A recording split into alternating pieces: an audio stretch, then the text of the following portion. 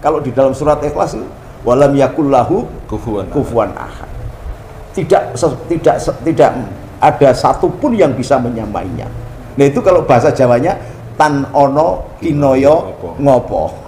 Itu loh. Jadi agama yang di tanah Jawa ini sudah tauhid. Jadi jangan kemudian dikatakan bahwa agama Jawa ini dipeluk oleh orang-orang kafir atau yang tidak mengenal Tuhan, atau ini salah.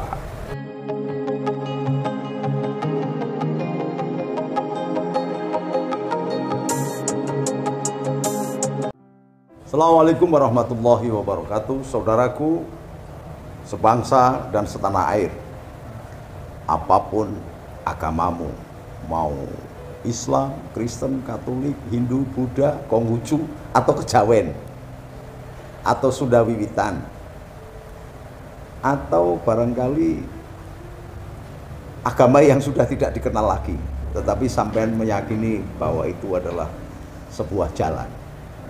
Karena jalan itu namanya torik, banyak. Sampai orang barat sendiri mengatakan banyak jalan menuju Roma.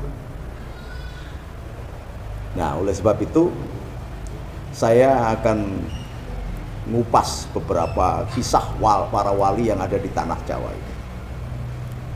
Assalamualaikum. Waalaikumsalam. Wah, ini anak lanang, ini anak barep saya yang kebetulan menjadi panglima Patriot Garuda Nusantara, atau yang sekarang karena kata panglima itu saya khawatir nanti menjadi kembaran dari julukan dari jabatan TNI atau Polri, maka kita ganti dengan untuk tingkat provinsi seperti yang dipegang oleh Mustafa Mahendra ini adalah Manggolo Yudo.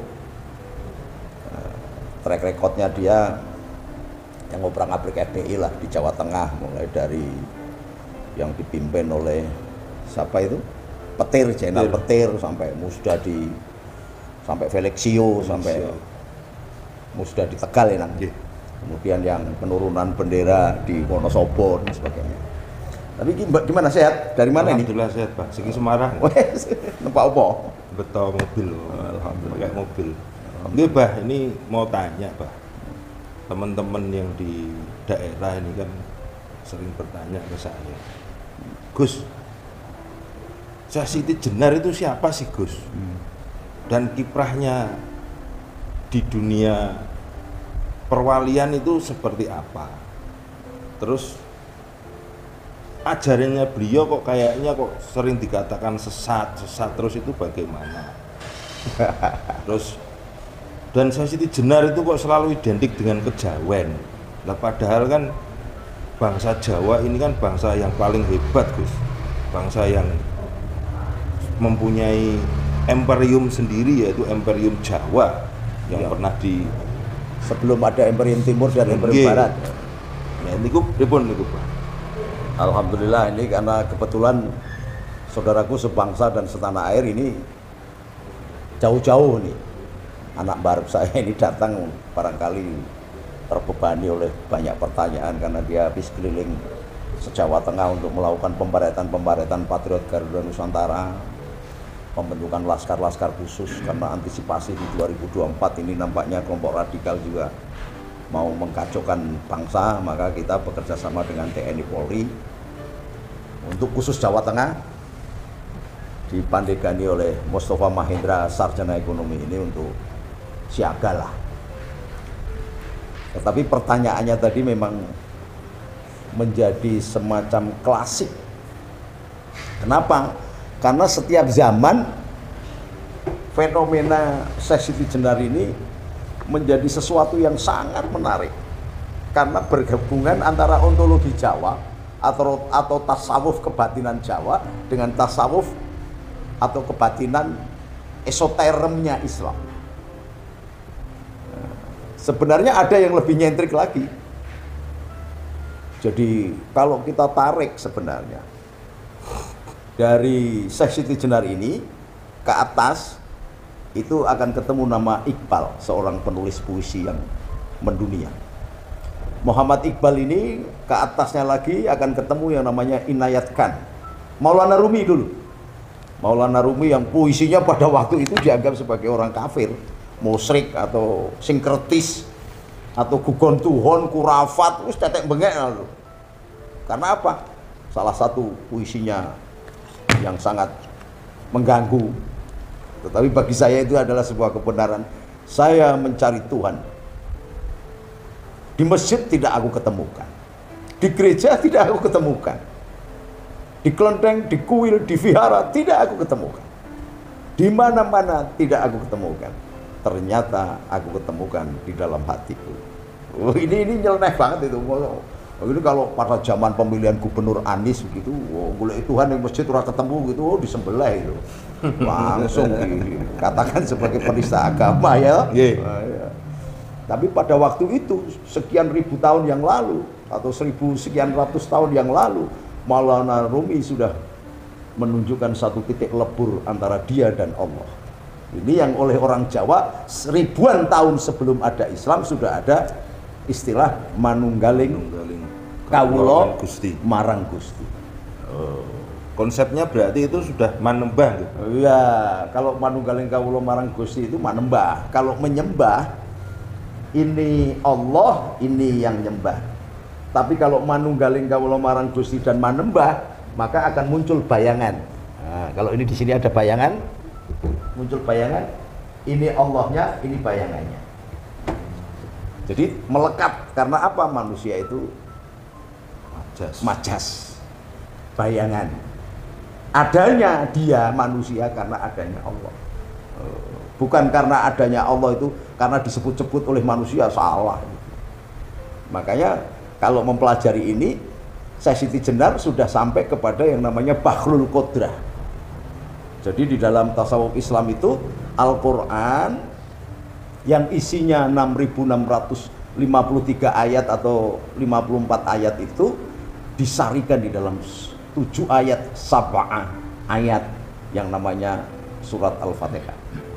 Nah, di dalam surat Al-Fatihah itu disarikan di dalam bi ismi Allah Ar-Rahman Ar-Rahim, Bismillahirrahmanirrahim, yang terdiri dari 28 huruf hijaiyah itu disarikan di dalam ba, huruf ba. Maka dulu kalau nulis itu biasanya alif sama ba nyambung ini. Sekarang kan cuma geser gini aja, nggak ada alifnya. Dulu alif dan ba, karena itu dalam pelajaran tasawuf, alif itu Muhammad, ba itu Allah. Bahrul Qodrah, kendali terhadap rencana di atas rencana atau di atas blueprintnya. Kalau orang barat menemukan bumi dan alam semesta ini lewat blueprint, Bahrul Qodrah itu di atas blueprint. Jadi memang betul-betul sudah ada rencana yang namanya Bahrul Qodrah oleh Allah itu sampai kepada kejadian Adam itu makan buah kulti bukan sebagai hukuman tetapi sebagai asbab bahwa dia memang diperintahkan oleh Allah akan dijadikan khalifah fil ard. Wa id qala rabbuka lil malaikati inni ja'ilun fil ardi khalifah. Lah jalannya turun bagaimana? Ya dia harus makan buah kulti. Jadi bukan makan buah kulti itu sebuah dosa, itu asbab karena memang Bahrul Qodrahnya, rencananya yang namanya manusia Adam itu harus turun ke bumi. Sebagai apa? Sebagai khalifah. Summa ja'alnakum khala'ifa fil ardi linanzira kaifa ta'malun. Khala'ifa fil ard, ya toh? Sebagai wakil Tuhan, sebagai wakil Allah. Nah, ini orang Jawa sudah sampai ke sana. Maka Tuhannya orang Jawa itu sudah menganggap Allah itu tan koyo kinoyo ngopo. Jadi sudah tidak sama dengan kalau di dalam surat Ikhlas itu walam yakullahu kufuwan ahad. Tidak ada satupun yang bisa menyamainya. Nah itu kalau bahasa Jawanya tan ono kinoyo ngopo. Itu loh. Jadi agama yang di tanah Jawa ini sudah tauhid. Jadi jangan kemudian dikatakan bahwa agama Jawa ini dipeluk oleh orang-orang kafir atau yang tidak mengenal Tuhan atau salah. Karena konsep kesempurnaan kejadian awal itu justru di tanah Jawa. Makanya orang banyak melihat bahwa yang namanya Adam itu digambarkan lingga dan yoni. sampai ibu kota negara RI ini ada yang namanya Tugu Monas. Itu kan lambangnya lingga dan yoni. Kalau ada lumpang, terus ana alune lingga yoni. Coba lihat itu ompak itu lingga yoni. Karena tidak mungkin seorang lingga itu berdiri sendiri tanpa ada yoni. Inilah yang disebut dengan sifat Allah yang ambivalen. Artinya ambivalen mendua. Coba ayatnya. Inna fi khalqis samawati wal ard. Inna fi khalqis samawati wal ard. Menciptakan langit dan bumi. Wa tilafil laili wan nahar, malam dan siang. La ayatil ulil albab. Lah sing mudeng ya memang ulil albab, sing goblok-goblok ora iso mudeng. Kenapa? Tidak bisa hanya diterjemahkan dalam bahasa naratif. Itu bahasa rasoli, bahasa yang ada di hatimu itu. Maka qalbun salim baitullah. Jadi yang selamat baitullah itu manggoneng di Gusti Allah itu, di qalbun yang salim.